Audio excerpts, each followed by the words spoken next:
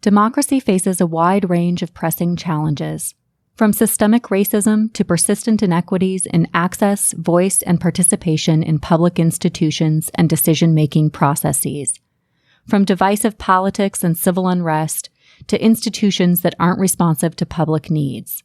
It's not enough to just identify problems. We also have to locate solutions and work collectively to address them. Democracy Matters hosts conversations to inspire informed action with a wide range of scholars, experts, and practitioners dedicated to creating a more just and inclusive democracy. We invite you to join the conversation by subscribing to Democracy Matters wherever you get your podcasts. And when people are like, so what do you think about this? What do you think about this? What's your thoughts on this bill that's going through during this legislative session? Usually my response is, I would love to have you over for dinner and talk about it.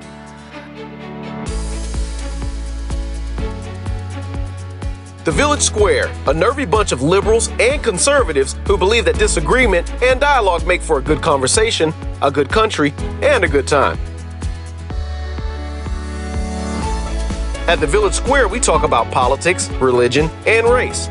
You know, the topics your mom taught you never to discuss in polite company. Listen, at the Village Square, we make pigs fly. Welcome to Village SquareCast. This is Vanessa Rouse. Thanks for joining us for 100 Coffees with Alex Workman, where we get to learn from a guy who's made a commitment to get to know the people of his community through real, in-person connections. He took a leap of faith and opened up his calendar to complete strangers, welcoming them in for coffee and conversation. We asked Alex to come on the show to share about his coffee project because we think he put some of our very best advice into action. Spending time with people of various backgrounds and viewpoints, leading with relationships before issues, and connecting in a fun social setting, all things that are part of the Village Square model. So that's why we're so excited for you to meet Alex Workman, because he shows us how simple it can be to come together with our neighbors to create a stronger community, and he inspires us to get started. Alex happens to live in our hometown, but his concept and wisdom can be replicated anywhere in the world. And we think the world would be a much better place if his coffee project spread like wildfire to all corners of the globe. So let's bring Alex in. But first, a huge thank you to Florida Humanities for partnering with us to present this podcast series. You can find them online at floridahumanities.org to check out all their fantastic work. Also, by the way, this is exclusive podcast content, a bonus episode outside of our normal programming. So you're stuck with me for the duration. Let's get to it. Hey, Alex, how are you? Doing well, thanks. How about yourself? Great. Thanks so much for joining us on Village SquareCast. Oh, it's a pleasure. Awesome. Well, so I just wanted to tell you real fast, why it is that we thought it was so important to talk to you. We are finding that, it's really easy to talk about theory and hear the advice on how we break down divisions. But when the rubber meets the road in your own life, it can be really scary to take that step and make it happen. And so we saw your coffee project that we're going to talk a lot more about.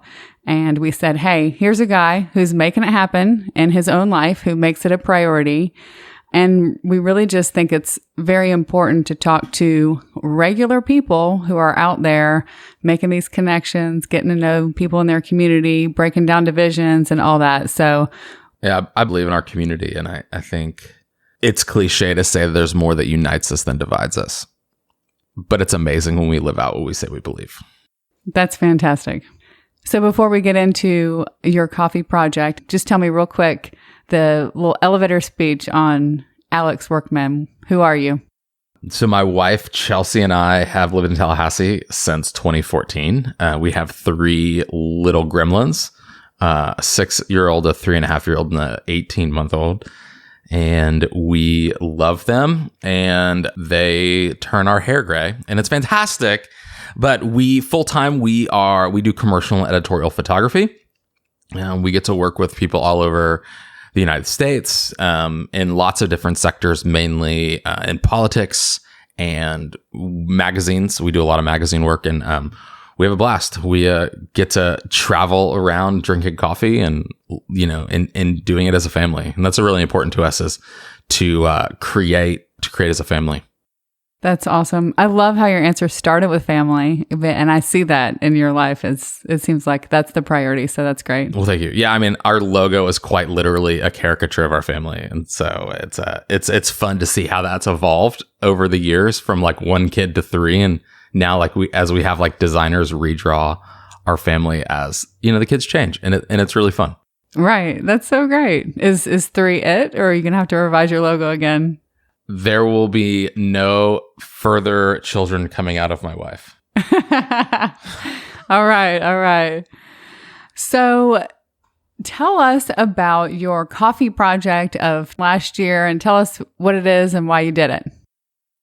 Well, soon after moving to Tallahassee, we realized that we didn't really know anybody, and that facilitating community in our own lives was really, really difficult. And we made a decision to start some family rules.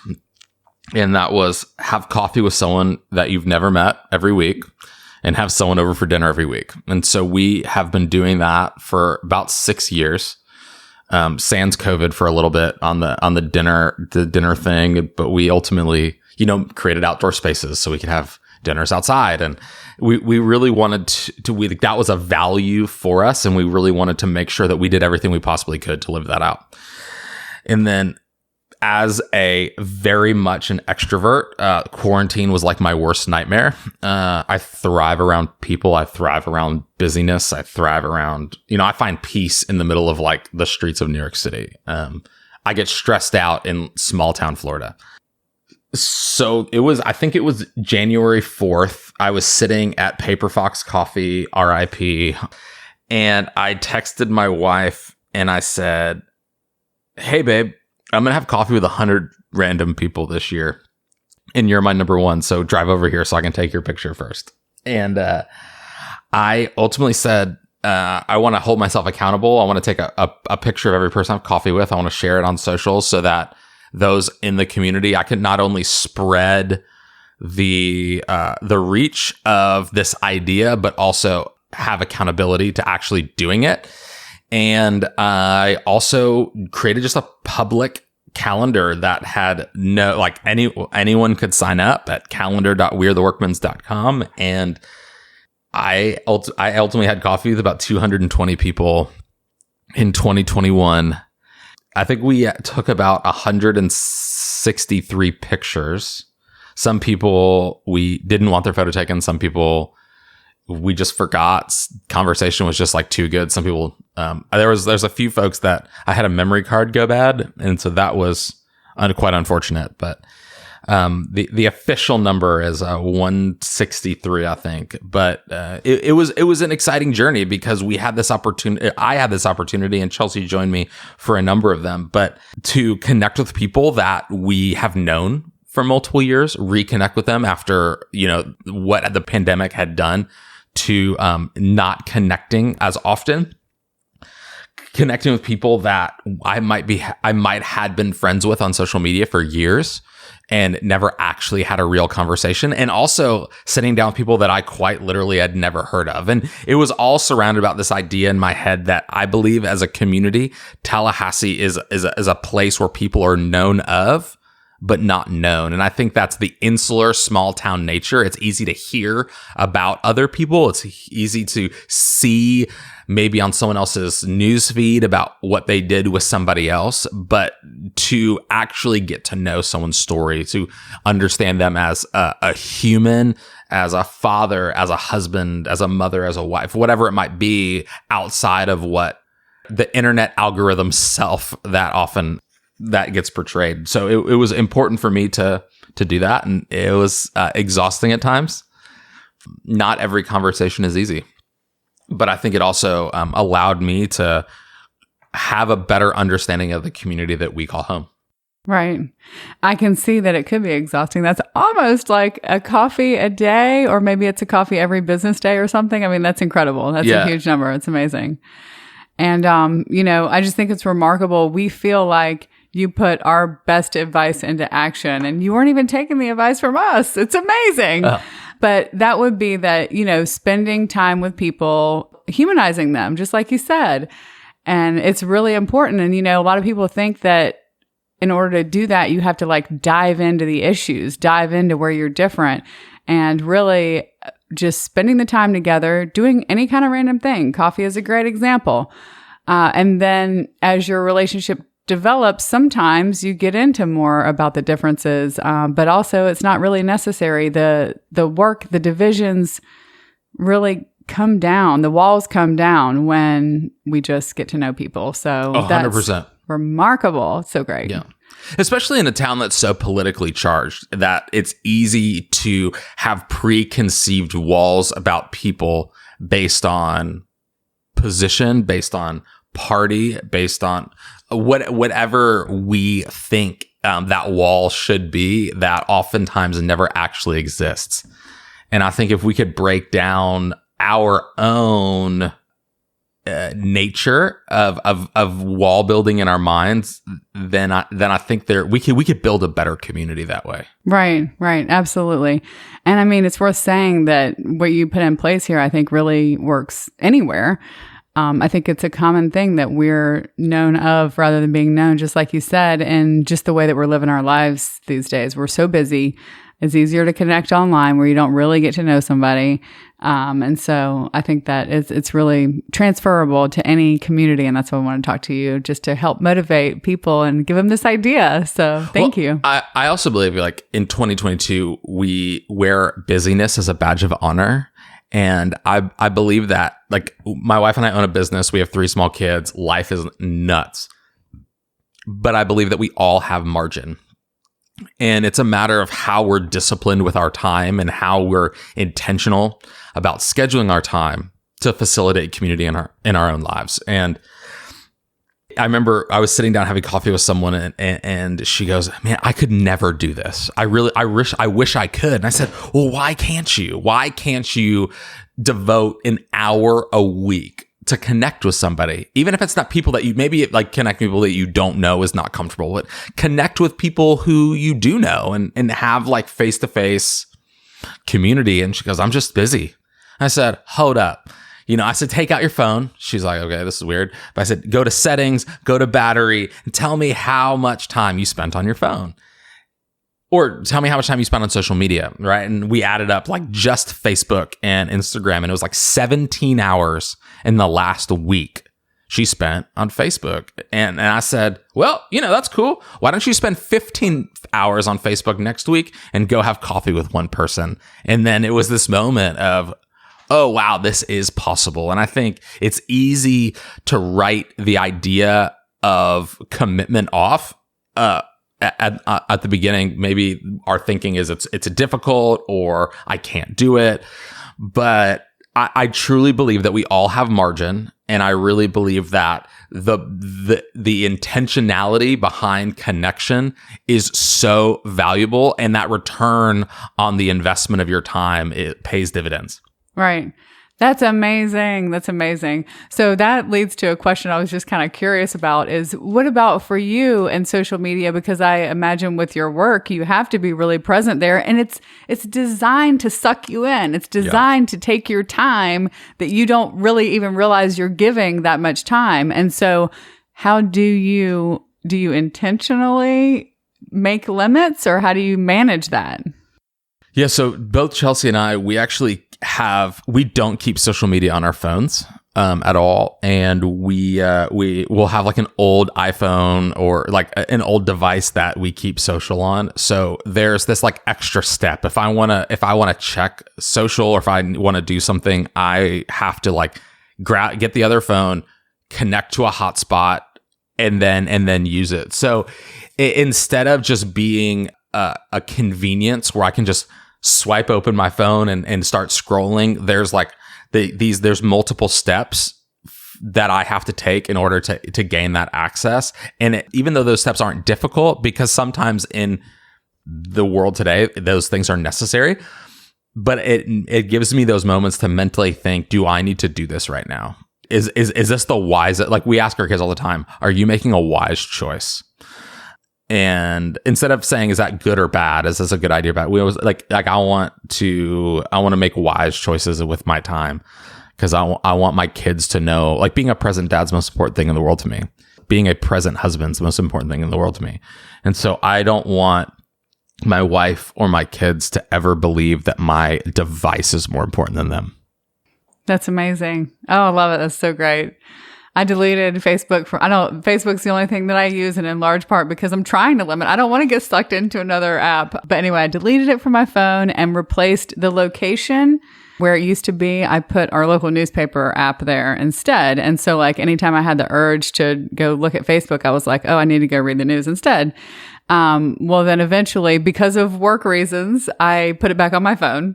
And it's on the last page. And now I'm just in the habit where I just like scroll to the last page of my apps and go to Facebook. So it's time for me to reset again. Yeah. And that's a really good idea. Good tip.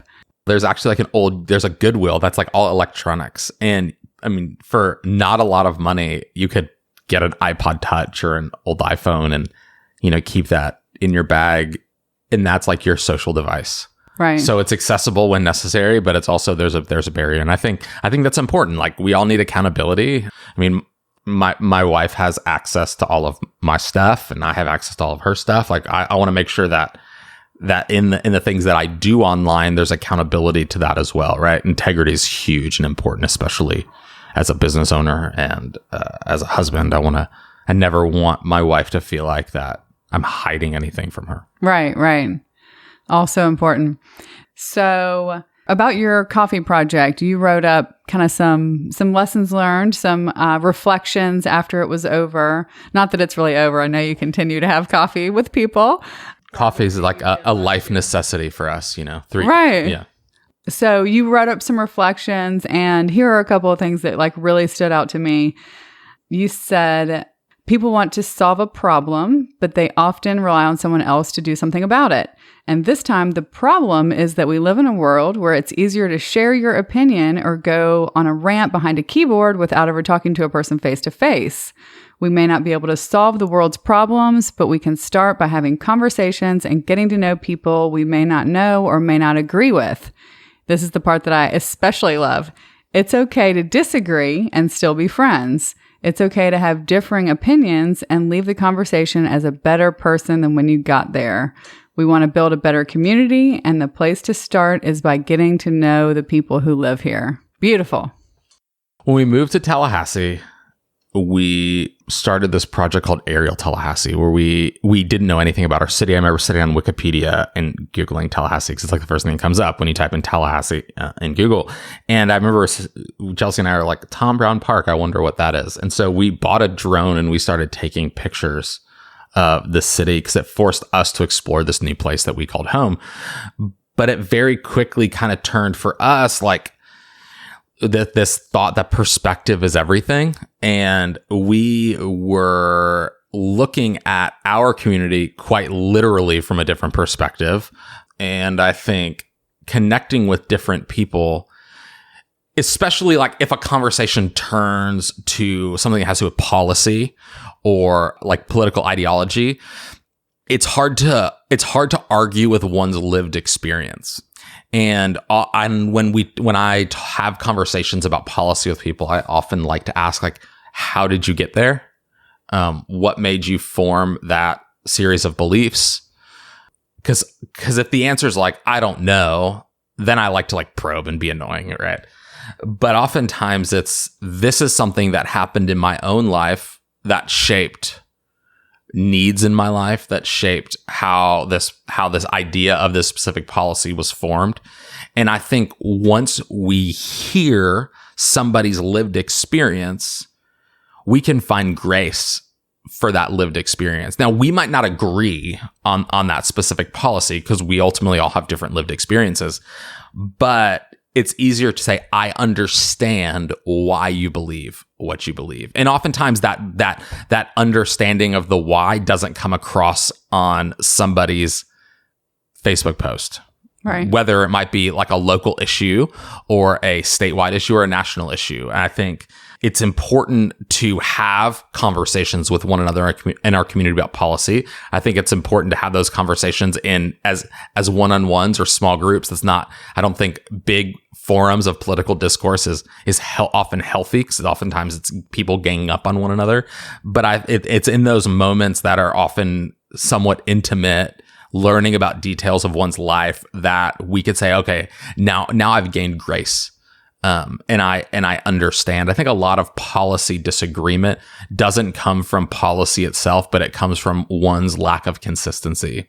And I think if we are consistent in ideology, not picking and choosing what policy fits in a certain bucket based on a particular party platform at that particular time, then it's easier to say, man, I understand where you're coming from, because you've been consistent.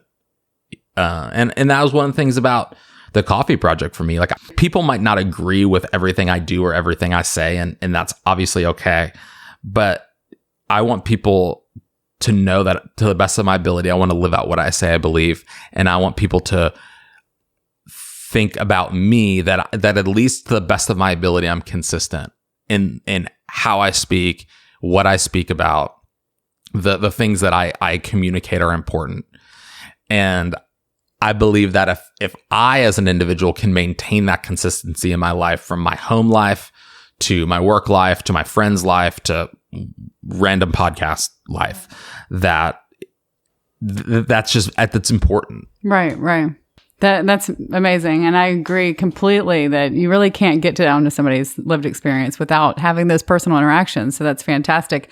And I would just add to that we're so in our bubbles and our silos now, that the dialogue that we hear from the people who benefit from us being divided politically is that, the other side is evil. We're not representing, the good or the valid arguments on the other side. And so we show up with a position that's skewed based on, what our side is saying. And so having those conversations, I think, is just amazing. That's one of the main things I've gotten from the Village Square, is it's opened up my mind to other perspectives that I had no idea that weren't represented in my own life. And so I have all these moments, just like almost daily, where I see things or hear things and I hear them differently than I would have before. So I think it's remarkable. And I think what you have done also for all the 200 plus people that you met with, is remarkable as well. So that's fantastic. And I believe it's possible for each one of us to make margin and make a commitment to facilitate community in our own lives. Right. And I believe, like, that's when it goes back to waiting on other people to solve problems. It's really easy to look at, like, local government and say, oh, I've got a problem, you should solve it. Or whatever group of, whatever body, whatever, collective group of people, like, someone should do something about that. And if we as a community make a commitment to connect with one another, then when a need arises, it's really easy to go through the mental Rolodex and say, okay, I need to connect you with this person because I think that you guys could benefit from each other. Right. And that was a result of having coffee with people. There were people that we ended up having coffee again with and connecting two different people that I had random coffees with because it was valuable for them to get to know one another. Right. Hey there. I hope you're enjoying this conversation with Alex Workman. We are thrilled to highlight someone who is actively working to break down divisions in his own life. And we're breaking in here for just a moment to introduce you to another guy who's also making it happen. We recently met Corey Nathan, host of a podcast we think you'll love. It's called Talkin' Politics and Religion Without Killing Each Other. Sounds familiar, right, y'all? Just like us, Corey throws out mom's old advice of avoiding the topics of politics and religion. he noticed that the loudest, most extreme voices were taking over the whole space, the village square, if you will, and he was determined to show there's a better way. On Talking Politics and Religion Without Killing Each Other, they take some of the space back because politics and religion are too important to allow the screamers out there to drown out the rest of us. So if you appreciate engaging, provocative, and fun conversations about important topics, you'll love Talking Politics and Religion Without Killing Each Other. Host Corey Nathan brings in wonderful guests on each episode, from elected officials to renowned academics, from brilliant writers to prominent faith leaders. And check this out. Every time I listen, I feel like I can see Corey's smile coming through the airwaves. His positive approach lifts up my day, and I think you'll feel the same. You can find them on Apple, Spotify, and all the major podcast apps, or on their website at politicsandreligion.us. That's politicsandreligion.us. And remember, it's called Talking Politics and Religion Without Killing Each Other. And we sure could use some more of that. So with your business, here we are in this little community of blue that leans blue, and a wider area that leans red. And you, among other things, you photograph and video people in politics on both sides of the aisle. So how has that been? How do you balance, and do you get kind of pigeonholed into one or the other? I think that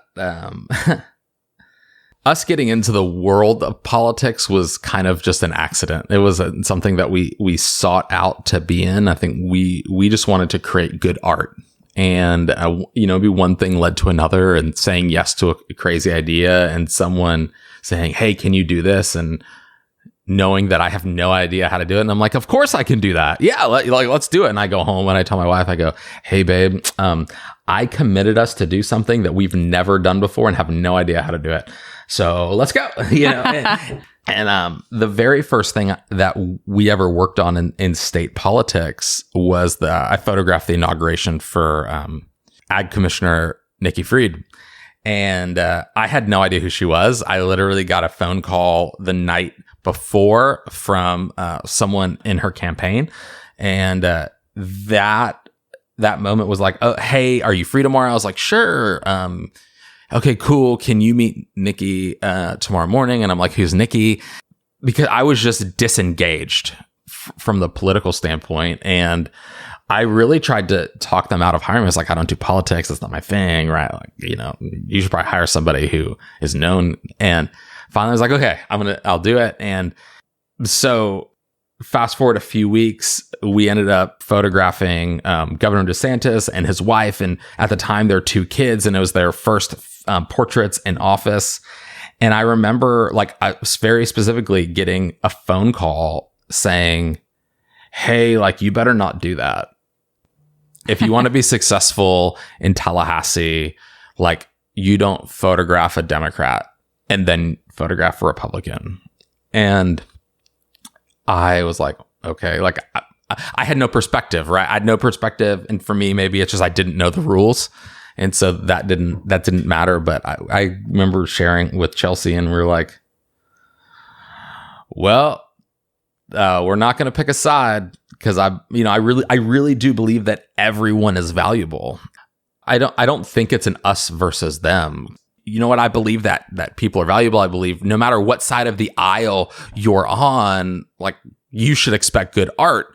And as a professional, I want to create art that conveys that. I don't think just somebody who's conservative deserves to look beautiful, or someone who is progressive deserves to look beautiful. We can create beauty no matter what our ideology is. And so it's worked for you. I love that, it was a quote unquote rule, and just continue to be a rule breaker. That's what we need, because who made that rule anyway? That's part of our problem. I think oftentimes rules are never rules, but they're assumptions.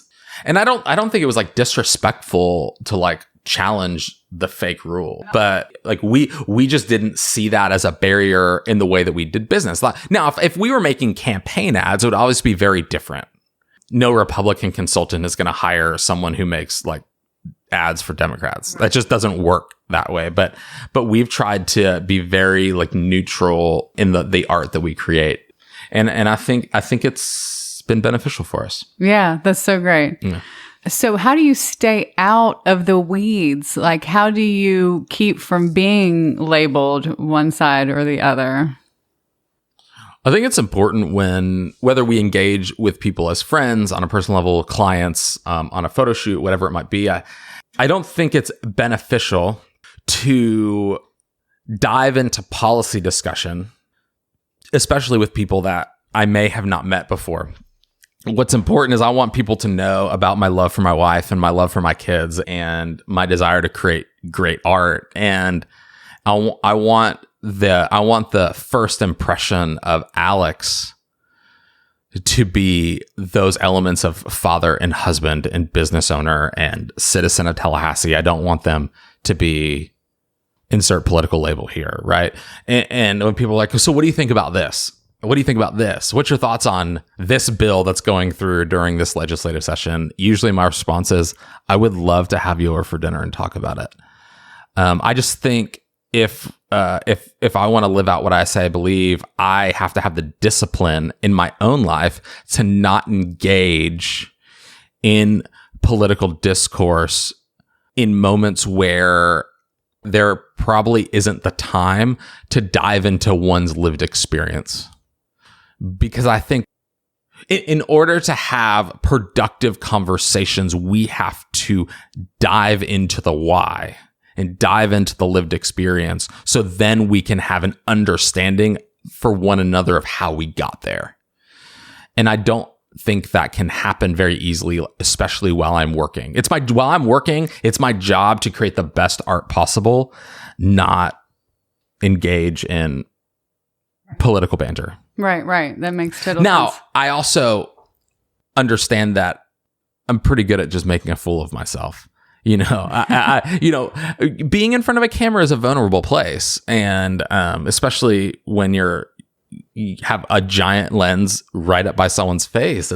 It's vulnerable. It's intimate. It's like they're like, wow. Oftentimes we travel with like big screens so people could see photos of themselves very quickly, and they're like, oh my gosh, like what is this? You know, I love when people say I hate getting my picture taken. It's like, okay, now you're like stroking my ego. Like let's go. And I want to make sure that I'm focused on that. Now, there'll definitely be times where I'll joke about policy or I'll make like obnoxious comments, but not out of this like let's dive into this deeper, but more of to invoke emotion from my subject. Right. Maybe to lighten things up. Yes. or whatever.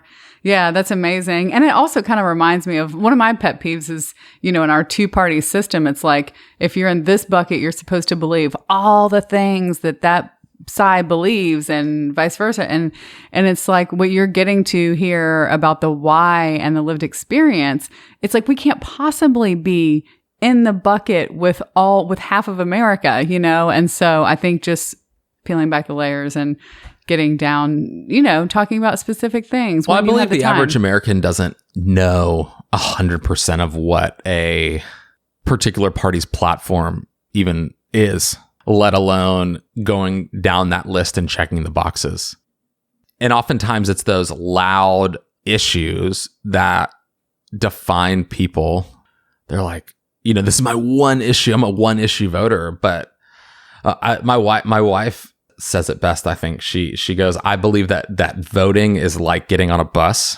You don't take a bus bus isn't an Uber, right? You don't take it from your house to your destination. You have to travel to the bus stop, and then you take the bus route that gets you as close to your destination, and then you have to walk from there. And I believe that's a great analogy on how we should approach voting and how we should approach researching candidates. What work have I done in my own life to research the issues and the candidate that gets me to the bus stop? And then which candidate do I believe gets me as close to the destination? And then knowing that I got to put forth the work to get from the bus stop to my destination. Right. That's fantastic. And there should that conveys like self-responsibility. And it goes back to this idea, like I should not rely on elected officials to solve my problems. If I rely on elected officials to solve my problems, I'm going to be a miserable human being. I love that analogy. It's fantastic. And just your answer there about how you, like to actually sit down and talk with people and kind of get to know them better or whatever reminds me of something else you told me about how when you work with somebody, you invite them over to dinner. And I love that so much because what we know from what I have come to know from working here at the Village Square is that research and observation shows us that just spending time together, doing random things like we talked about, your coffee project or working out or a sporting event or whatever, that those things do so much to bring down divisions. And you guys having people over for dinner and breaking bread together is another key component of what we do at the Village Square and what we feel like is really the answer. So that's remarkable. Yeah. And that helps us live out our family rules of, having someone over for dinner every week. And that's really important to us. Any stories along the dinner, anything's been awkward, things been good? I'll say when we first started doing this consistently, we had a newborn. It was our first child, and things were a whole lot easier with like one small kid who can't move. And I remember we would like clean our house. We would go get fresh flowers. We would have appetizers and whatever it might be, right? And then now when we invite people over, we're like, there's probably going to be laundry on the floor. There's probably going to be a naked child running around. May the odds be ever in your favor, but we'd love to have you. But I also think that like, I don't want to posture.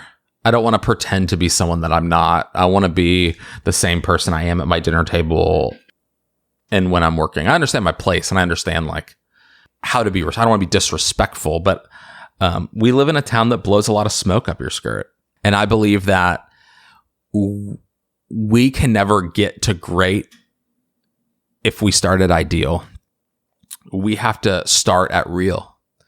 And real and ideal are in tension with one another. And it's easy in our political discourse to hear elected officials say, here's all the great things. Great, great, great, great, great, great, great.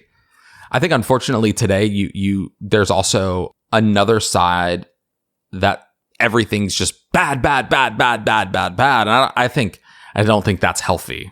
I don't think either side's healthy. I think it's saying, hey, we have to begin at real, because if we aren't truthful with ourselves about the needs in our community, about the challenges of our community, as well as the wins and the successes of our community, then we're never going to build a better community. It was this mindset when we moved to Tallahassee from Atlanta, thinking, wow, like Tallahassee doesn't have this. It doesn't have this. I wish Tallahassee had this. Tallahassee should do this. To, wow, look at all the assets that our community does have, and how can I engage in those, and creating intentional rhythms in my life and in our family's life to experience the assets of our community, but also build the community that we want to live in. I think for us, it was this thought where we have to learn to love where we live. And now we want to build the city that we want to live in, build the community that we want to live in. And that was like this progression of our lived experiences here in Tallahassee. And I think it's okay to complain, and I think it's okay to challenge the status quo. But I think when the status quo gets challenged, there should always be a responsibility to come to the table with a solution, or come to the table with an idea, instead of saying, you're wrong, you're wrong, you're wrong, you should do something about it. Right. It should be like, hey, I'm going to put my money where my mouth is. I'm going to put my time where my mouth is. I'm going to put my effort where my mouth is. And that goes back to the idea of like, well, let's live out what we say we believe, instead of have this expectation or this entitlement for someone else to solve it for us. Yeah, that's so great. Well, I know we're talking about this. You're doing this here in Tallahassee, But one of the reasons why we wanted to talk to you is just because we think what you're doing here, anybody can do in their own community. And we're all, kind of struggling with the same, not just in America, unfortunately, everywhere, all over the world, we're dealing with a lot of divisions. And so this is really, you're creating a model here of what people can really do anywhere.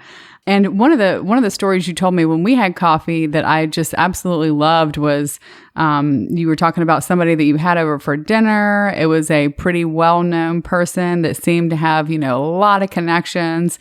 And a little while in, this person says to you, hey, now that we're friends, can I ask your advice on something? And, you were kind of feeling like, hey, we're kind of new at this, but that's cool or whatever. And it just really reminds me of, again, a lot of things that are, experts that come in and talk to us here at the Village Square talk about. We had a recent guy on, Clay Jenkinson, and he challenged us he asked us, how many true conversations do you have in a year? And then another one that I love is we recently had Arthur Brooks on talking about happiness, and he talked about real friends versus deal friends. And I think your observation there about, this person who was, hey, now that we're friends, let me ask your advice. It's just kind of indicative of the state of our relationships. Sometimes we go through, life just busy, busy, busy. And when do you slow down to have those like real connections? And it's fewer and far between than they should be, than we like. And you guys are here intentionally creating that in your lives. So I think it's amazing. Beautiful. Thank you. Yeah, I think there are a lot of transactional relationships. And like my wife used to work for an author named John Maxwell. He does like leadership stuff. But I remember hearing him talk one time about positional leadership versus relational leadership. And positional leadership always has a lid that can only be removed by relational leadership. And one's position, whether it's an elected position or an appointed position or whatever it might be, will only get someone so far. And I have observed that oftentimes some of that leadership is dictated by position and not relationship. And I think it's important to have real friends and not like transactional friends. And that's also a challenge. Like that's for me to have the discipline to have community with people and not ask for anything. Right. It's a responsibility and a discipline. It takes having reservations. And oftentimes like we'll be having dinner and someone wants us to ask about, hey, I want to talk to you about this. And I'll be like, that's awesome. Can we like get coffee or can we connect at another time and like be intentional about talking business? And right. I think it's having that discipline. And sometimes I'll like get excited and I'll talk about it and Chelsea will like help me keep that idea in check. Right. She, as any good wife does, she keeps me humble. And that's definitely important and needed in my life. And that would be like a challenge for all those who are listening. Like, how can we be disciplined in the relationships that we have to facilitate moments where the community that we have is not transactional? Awesome.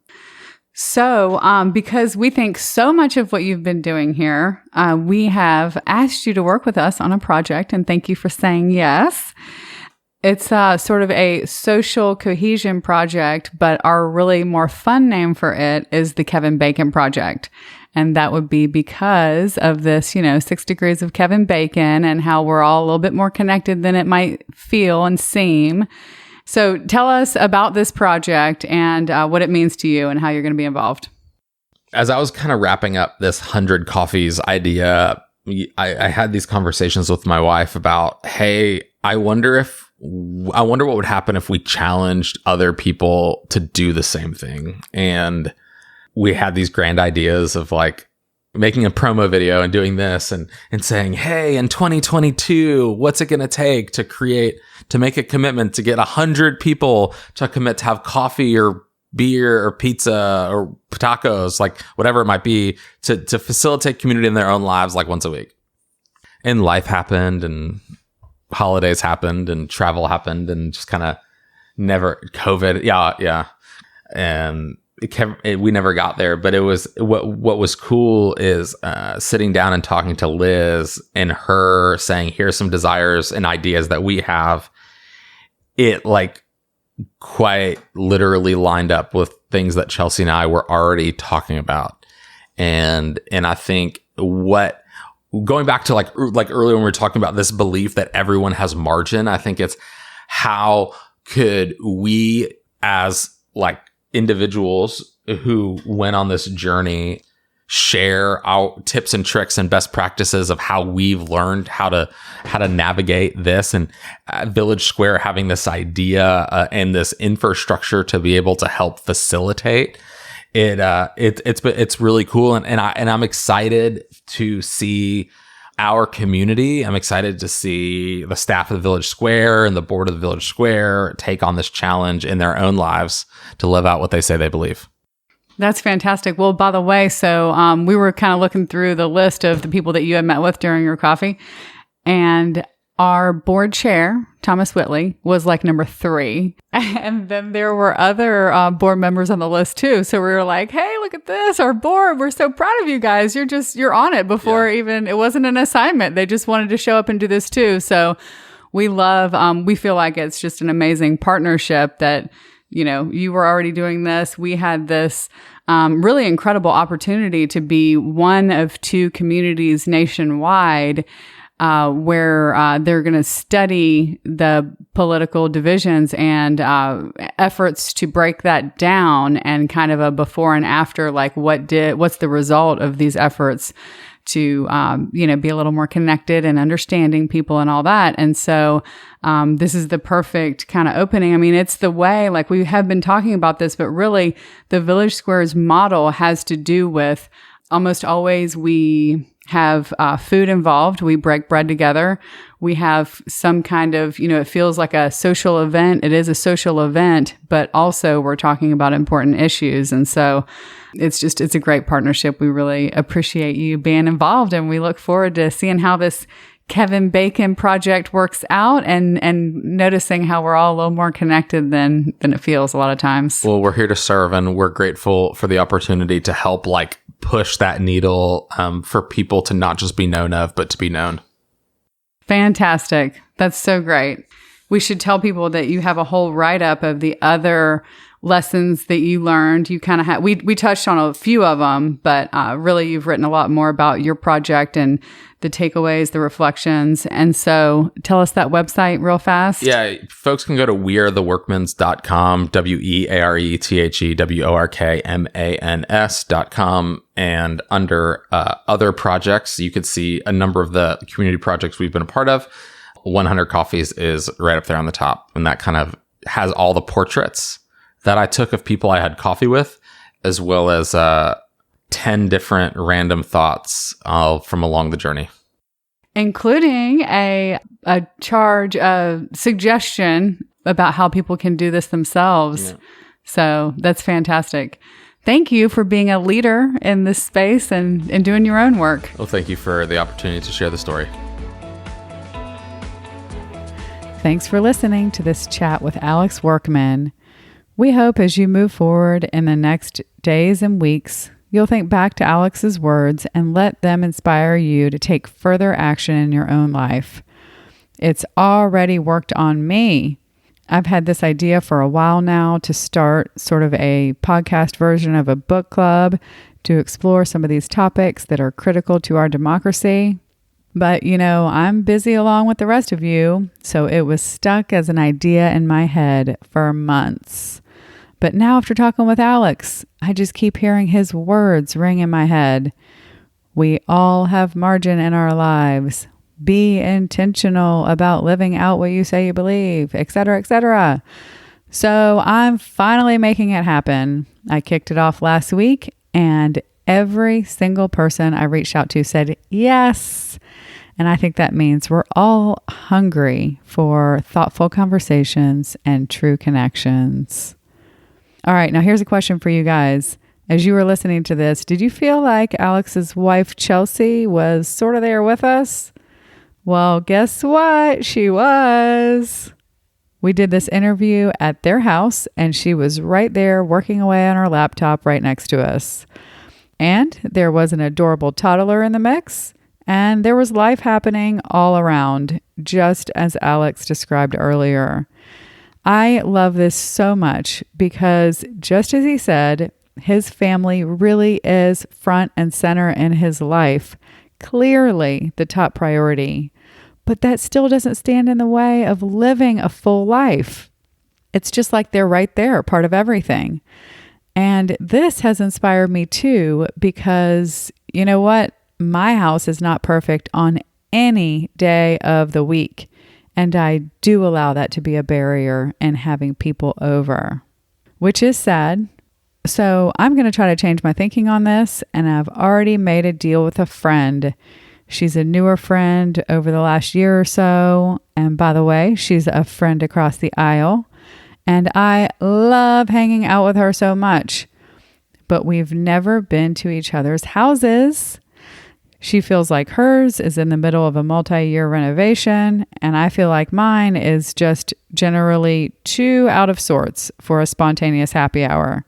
So we both decided to be more like Alex and invite each other over anyway. I hope Alex has inspired you in some way too. And if he has, tell us about it. You can find us on social media or online at villagesquare.us. That's also where you can go to sign up for our newsletter, which is the best way to stay up to date with everything happening at the Village Square. While you're online, head on over to floridahumanities.org to check out the great work happening at Florida Humanities, our partner in this podcast series. We're so thankful to them for their support and partnership. If you like this episode, please share it with a friend, hit that subscribe button, or leave us a review. It all helps tremendously. We appreciate you listening to 100 Coffees with Alex Workman. Until next time, we challenge you to reach out with an open heart and mind to someone who doesn't look or think like you. It changes everything. We'll talk to you soon, and thanks for listening to Village SquareCast.